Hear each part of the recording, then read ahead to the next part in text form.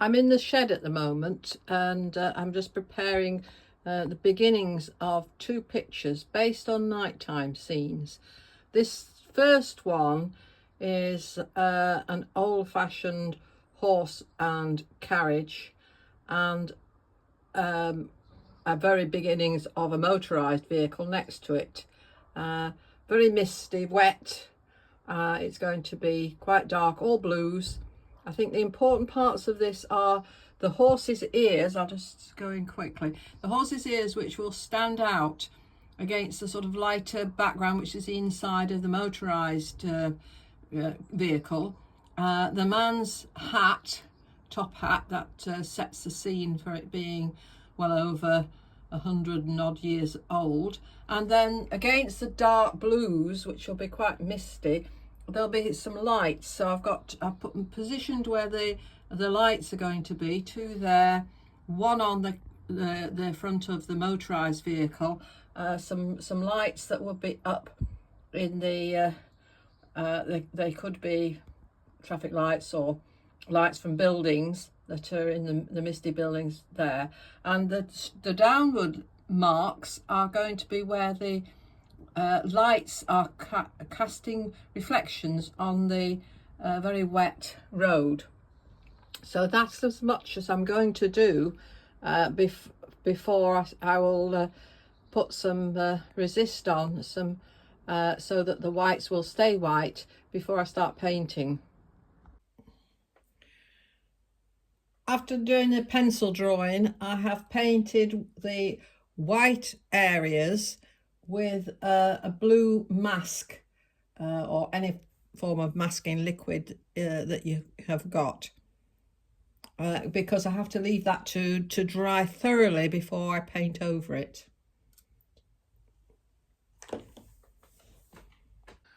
I have wet the white parts of this picture, and I'm going to cover the whole thing with the darker blue, because on top of it there will be the almost black of the carriage and the horse and parts of the car, so I can just build up the details. So I'm going to do crossways marks in the direction of the road.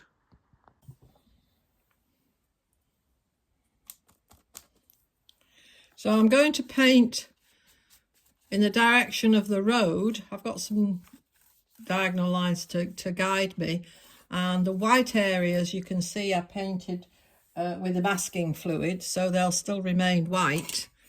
And I'm going to build this up gradually with different colours. I think I want some darker colours that will be under where the carriage is, the horse and carriage, so we'll make those darker. And just keep working at it. Again, I might have to let this dry and then build up layers. I'm going to go over the whole lot, as I said, because the only white areas are those that I have covered with the masking fluid.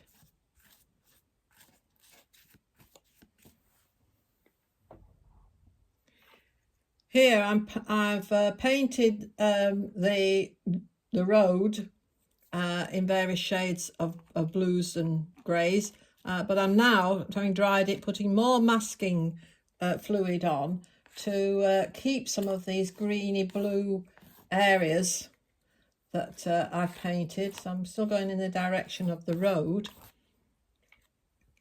because I want to preserve some of the lighter colours when I start to paint more detail in.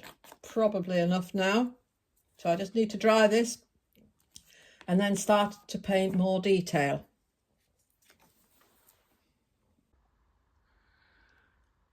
I have now first painted the carriage, the horse that you can just about see, and the driver with the top hat in blackish blue, and then rubbed off the resist, so that I'm now ready to add all the highlights and various colours on the reflections. If you come in you can see there is a horse there. I need to do a bit more work on that, but not too much detail. It is supposed to be misty so that you can hardly see, you just know what the shapes are. Oh dear, I was painting away trying to get some of the colours in these light areas and forgot to turn on the video, but all I'm doing is getting some washes of yellow ochre and a bit of red to put some sort of warm tones in these, and stroking them down at the moment. And later I think I'll drag across to break into it more. I think I'm quite reasonably happy with the horse and the man, but the sort of motorized vehicle is proving to be a little bit difficult, because I don't want too much detail, but it's not quite giving me the shapes and colours I wanted. These are supposed to be like shops on the other side of the street, giving just touches of colour. And coming down across,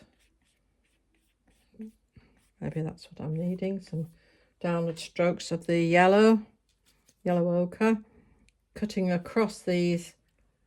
That's it, I think that might do it, along with some blues to break into these rather straight marks that were a little bit distracting. So we'll carry on working with that. What I really need to do now is to dry it and then put the finishing touches on. So I think this is as far as I can go with this night scene. I've just altered the light in the motorised vehicle and tried to emphasise the wheels and the bonnet. I'll just zoom in closely. Not sure about the lights on the reflections, but I can't go any further without ruining what I've got. With watercolour, you can go so far and then you have to stop, and that's why I'm stopping now.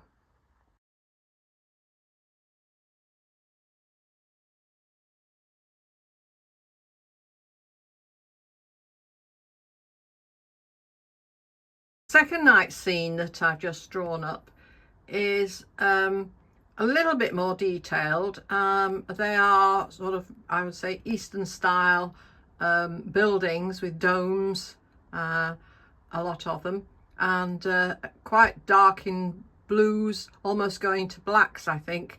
Again, there'll be some light points on this, which I'll put in using white masking, but not many. Those basically will be down here where the light is coming from the left hand, from the right, my right hand side towards the left, possibly a little bit on the side of that building. I think there'll be I'm going to put some sort of lake so I can have some reflections down the bottom right hand corner. The rest will be quite dark, and there'll be some trees in the foreground, just the branches of trees, so that will take your eye in towards the buildings. So it'll only be the buildings that will be sharp. Everything else is going to be quite ethereal and misty. I've painted most of what I call the background for this picture. I've now got to paint the details of the buildings with the minarets and towers. There will be some trees in the foreground as well. I did do a bit of salt sprinkling on the wet surface to give some texture. Possibly overdid it on this picture. So now I've painted in some of the details of these buildings here, added a bit of darkness, little bits of orange where the light's shining through the windows to give a bit of contrast. So I think now is the time to take off these areas of what and get back to the white. You do this by gently rubbing with your finger, and you can see we're back to the stark white, so I can paint over those, and hopefully that will give a nice brightness into the picture. There's not much on this one, just the side of this building here and that one there. I think that's all I've had on this one. I've now painted in the detail in the windows and the shadows on the light side, so it's given a bit of brightness to the picture. My last thing to add to this picture are the foreground silhouettes of trees, but I'm going to have to tape the paper down. It's curling up quite badly because I want to do this possibly with a card rather than a paintbrush. Well, this is the exciting bit. I'm going to put trees in the foreground now to give the picture some depth. What I'm going to try using first is the broken off piece of a lolly stick, because I want a slightly thicker effect. I don't want to go, I need to go over, I think, this right hand side. So as you can see, I'm wanting that sort of broken effect that you get when you can in the half light. So I'm quite happy with just getting some odd shapes coming over the lake, because I don't want too much of the lake to show, and another lot of twigs coming up probably to the right in between the buildings. Don't want the buildings to be completely obliterated, but to be sort of naturally framed, and need to take that also right to the bottom of the paper, because the trees will be coming out from the bottom of the paper. I'll need to work on them a bit more, but I'll carry on with, now I've still got this thicker and area, and I'm going to use a palette knife afterwards. So I'm going to go right up to the side of that building that's in the distance, and have lots of sort of twiggy things on this side coming down, and making sure that the branches do meet up. So doesn't matter if at this stage you get thick and thin, you cannot paint over it if you want that effect. You just have to leave it for what it is and maybe add to it. But I am using, I'm going to go over this foreground building, because I wasn't too happy with its shape. It's not the main interest, so I think having twigs sort of covering it up would work quite well, and also some smaller trees, branches coming up from the right hand side. We still need a few to go up to the top there. I'm going to swap over now to using the palette knife. We can use a plastic palette knife, metal palette knife, because this will give me finer lines. Because up here, I'm hoping, and I think what's happened here is that my paper's come unstuck, so it's wobbling. That was what the problem was up there. So I'm just going to touch and get some finer twigs. Just give it a go. Doesn't matter if it isn't quite the shape you were going for, or the picture that you were following, because you're going to really make your own. And I'm going to make this into a much thicker stem here. So this is going to become a much thicker tree, which means that I have to try and get some paint across that gutty bit there. Yeah, that's okay. And same with onto the bottom. But I feel to balance out, I need to go that way, and maybe to bring your eye in, we'll go that way. Still haven't got enough coming here, because I did want some branches to go and cover that middle ground. So really your eye is totally directed towards the I'm going to add some black towards the middle of the picture where the buildings are. So that's what I'm wanting. So I'm now mixing some black with the blue paint that I was using before. That was just primary blue. I am using paint from a tube. If you're using your blocks of colour, you'd have to mix a wash up in a sort of flat little dish so that you could get your stick or your palette knife into it. So I'm now going over some of these with a darker shapes, especially on the edges, so to give shadowy effects, quite like that. Want some more, it's almost like a hedge of trees in the foreground that I'm creating, I think. Again, we want to go up and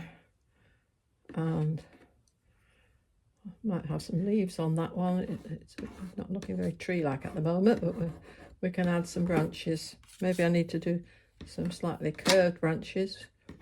Doesn't matter if you get a shape like that happening. We can come down. Don't want to come down too much in the middle. Go across there, and let's have another branch coming up this way. I did want to do something up here to make it show. Surprising how much paint you use. I thought I'd got plenty, but because it goes on fairly thickly, you will find that this is the point when you do use a lot of paint. Okay, so I've added my trees and went back, and as you can see, that sort of rocky hillside that's in front of the building, the round building, I've darkened on the left hand side. I felt it stood out too much, so that most of the light is really coming from the right, and I'm happier with that. Still one or two bits, as I could see. I think the building in the distance is too prominent, but I shall soon be leaving it and calling it finished.